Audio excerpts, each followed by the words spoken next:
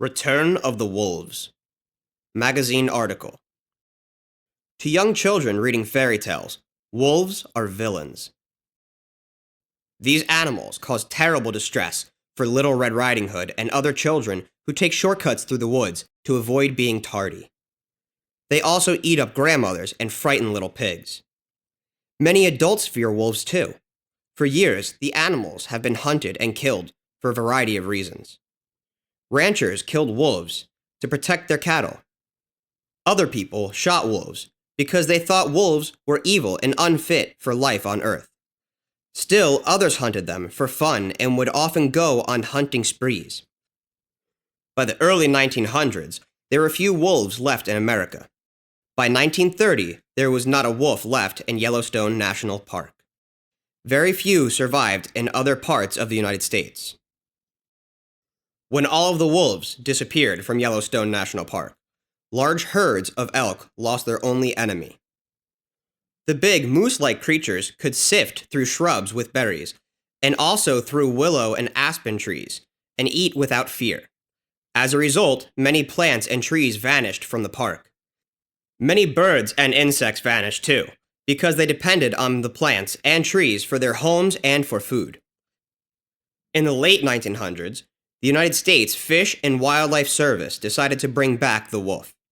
In 1995, wildlife biologists traveled to Canada to trap wolves. Then they proceeded to bring the wolves back to Yellowstone National Park. The animals would be protected there. They could dwell safely in the park. 31 wolves were registered and fitted with radio collars that kept track of their movements. As each year went by, there were more and more wolves. What happened after the wolves returned to the park?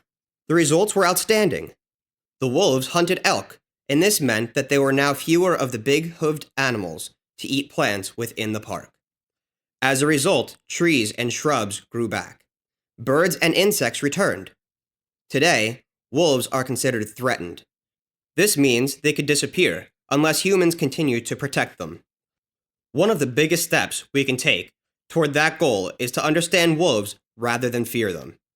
Here are some interesting facts about wolf families. Wolves live together in groups called packs.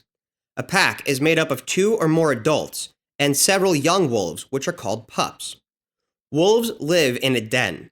The den keeps them from being drenched by rain or chilled by snow. An adult watches over the growing pups when other wolves hunt. Other adults in the pack bring back meat for the pups. The leftover bones or feathers from the pups' meals become toys. In the pups' games, the toys will be killed many times. When the juvenile wolves begin to hunt with the older adults, the pups remember their play and use it to hunt small animals like rabbits and mice.